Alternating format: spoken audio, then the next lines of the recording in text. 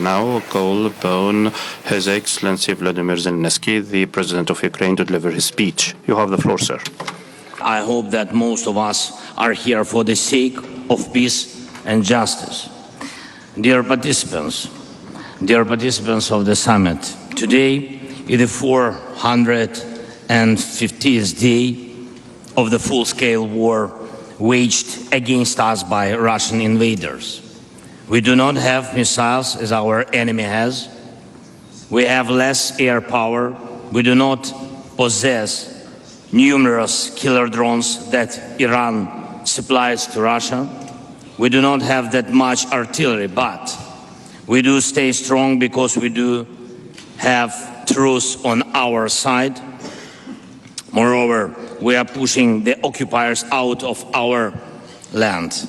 Anyone who defends his native land from invaders, and anyone who defends children of his nation from enslavement, every such warrior is on the path of justice. And I'm proud to represent such warriors and the entire Ukrainian people. Ukrainians has never chosen the war. Our troops didn't go to other lands. We do not engage in annexations and plunder of other nations' resources, but we will never submit to any foreigners or colonizers. That's why we fight, and I'm sure all your nations will understand this, our main emotion.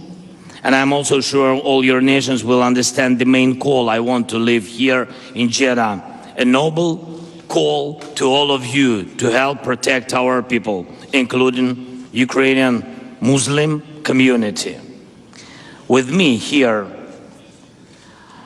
is the Honorable Mustafa Dzhemilev, the leader of the Crimean Tatar people, one of the indigenous peoples of Ukraine, whose home is Crimea, the center of Muslim culture in Ukraine. For centuries, the Crimean Tatar have been and should remain an integral and strong part of the Muslim community of the world. But Crimea was the first to suffer from the Russian occupation. And until now, most of those who are subjected to repression in the occupied Crimea are Muslims.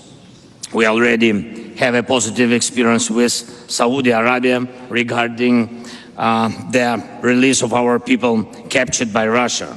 We can expand this experience. And even if there are people here at the summit who have a different view on the war on our land, calling it a conflict, I'm sure that we can all be united in saving people from the cages of Russian prisons. Unfortunately, there are some in the world and here among you who turn a blind eye to those cages and illegal annexations. And I'm here so that everyone can take an honest look, no matter how hard the Russians try to influence. There must still be independence. And I want to thank Saudi Arabia. I want to thank the majority of you for supporting firm international positions and the UN Charter. Dear participants, your people have already seen that Ukrainians are people of peace, of real peace.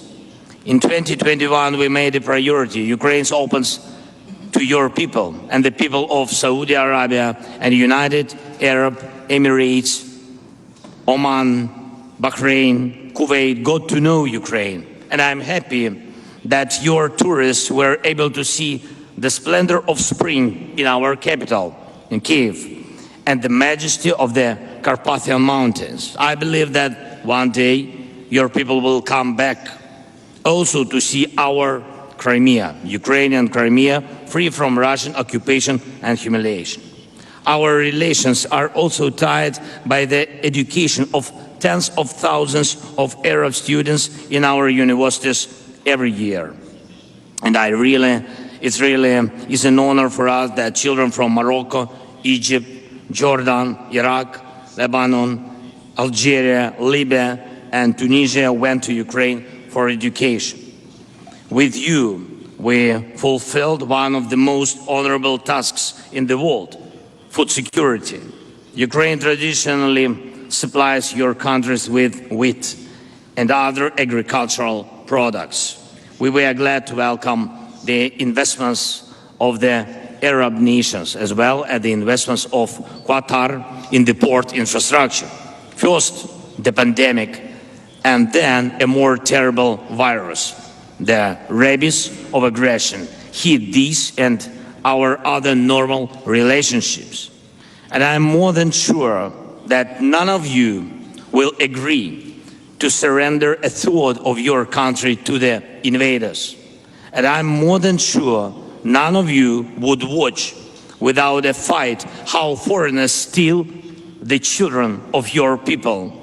Hundreds of thousands of our children are deported to Russia, separated from their relatives. And there in Russia, they are trying to teach our children to hate their natives.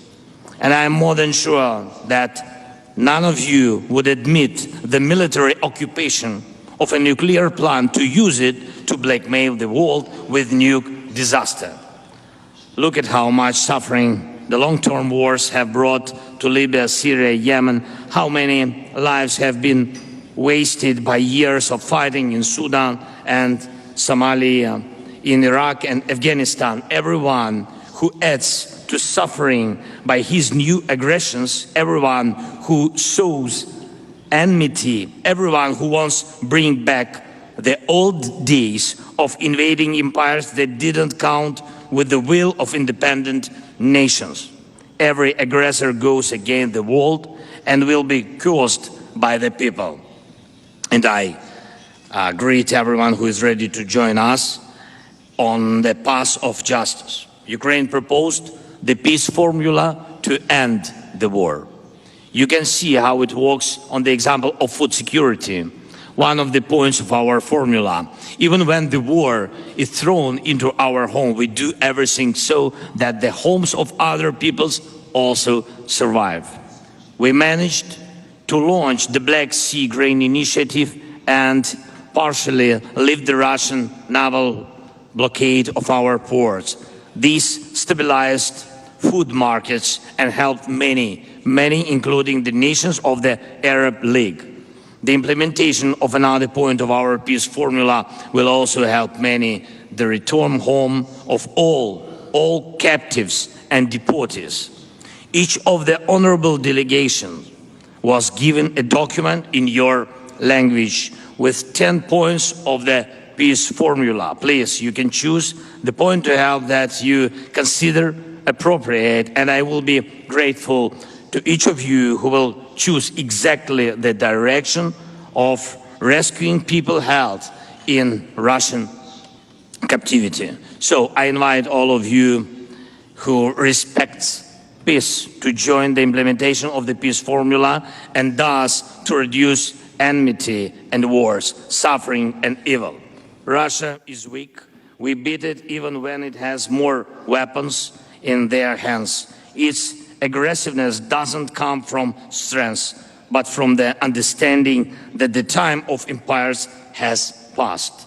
That's because the time of free independent nations will never end, and Ukraine proves it. I wish you peace. I invite you to cooperate directly with our country without any intermediaries, and may our and your strengths act in a coordinated manner for the peace and good of people of all nations. And please listen to the Crimean Tatar people, listen to the Muslims of Ukraine. May the Almighty protect our soldiers. Slava Ukraini. Thank you.